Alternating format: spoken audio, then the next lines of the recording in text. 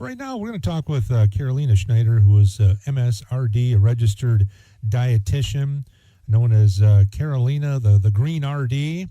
And we're going to talk about the Farm Bill's Supplement Nutrition Assistance Program, SNAP, formerly known as food stamps, providing some vital assistance to millions of disadvantaged Americans to ensure that all people have access to nutritious food.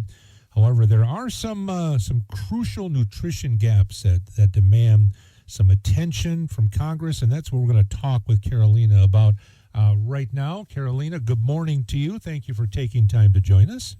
Good morning, Joel. Thank you so much for having me. Yeah, we appreciate it. So, SNAP, we mentioned people kind of known as formerly as food stamps. It provides a great service to people in need all across the country. And now we have a farm bill that is a matter of concern, I guess. Why is that? Get us up to speed for those of us who aren't familiar with this, Carolina.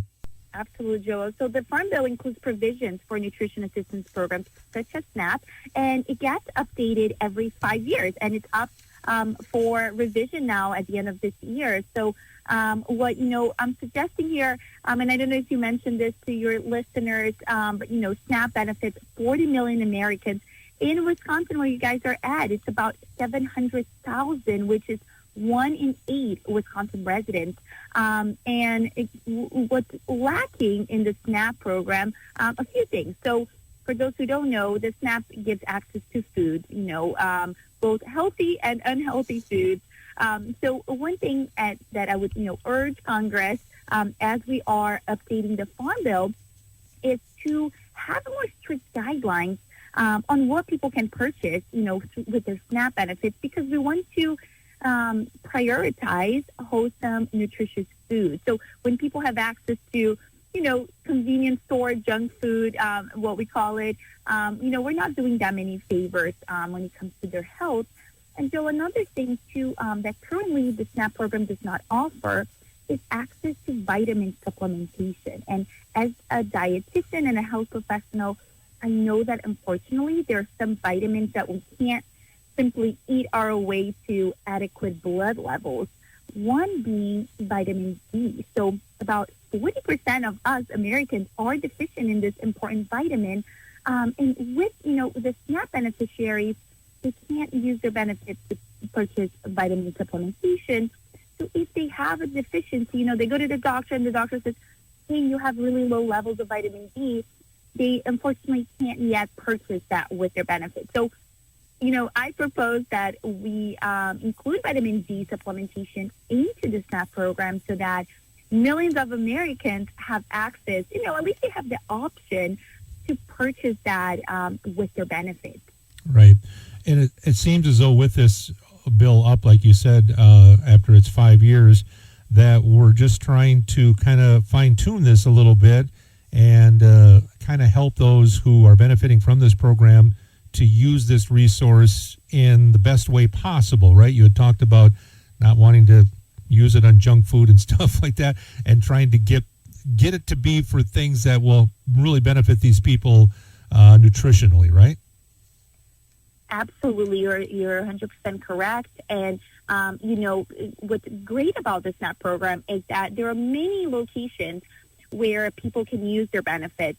A few of them include local independent grocery stores and natural product stores. And most of us, regardless of where we live, we have access to some sort of a independent grocer, locally, or natural store. And the benefit of shopping at those locations is that they prioritize local and, fresh produce. So you have a locally sourced fruits and vegetables that, depending on where you live, but these stores prioritize nutritious foods such as those. So it's a win-win if you're shopping at these independent grocers, because you're not only getting access to more nutritious foods, but you are supporting your local farmers and your local economy. So that's one thing that people can do, Joel.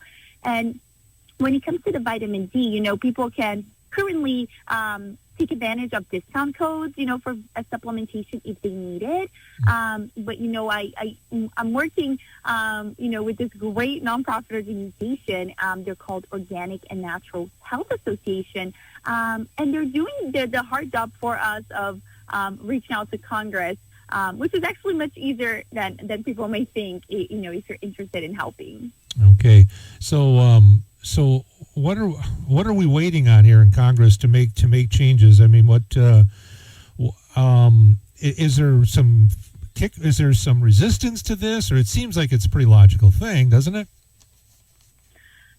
I would agree. I think the most important thing is to know that hopefully Congress is, taking initiatives to support Americans, right? So I think it's more of a matter of raising awareness, Joel, versus, whether there's a resistance or not. We don't know yet. I think we need to speak up and let Congress know that this is an issue.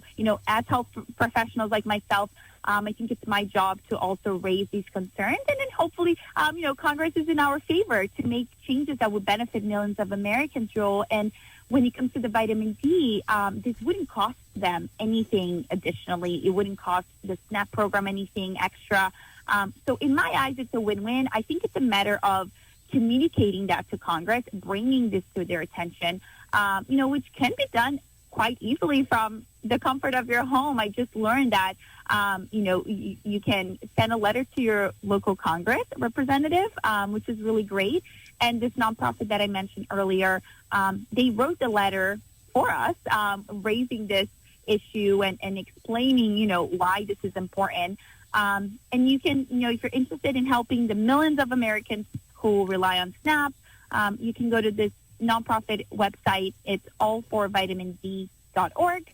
And you can click on Take Action, put in your name, your zip code, and the letter will auto-populate, and you just click Send. It takes about 3 minutes. So, Joe, that's one thing that, we can do to communicate that message to Congress so that can hopefully, implement these changes that I truly believe are only for the best of, all Americans. All right. So when is this set to be renewed or taken action on? Do you know, Carolina? Yeah, so originally it was supposed to be revised by the end of this month, September 30th, but it just got extended to December. So we have a little bit more time, which works in our favor to get as many people as we can to send the letters to their local Congress and hopefully get the word out there. So you can expect by December, the Farm Bill will be renewed. After that, we have to wait another 5 years. Okay. All right. Some good information, Carolina. We thank you for taking time to join us. Many people benefit from the SNAP program, and this would be, obviously, I think it sounds like a great addition to it. You being a registered dietitian and such. Thank you so much for hosting this platform. Yeah. All right, Carolina. Thank you so much.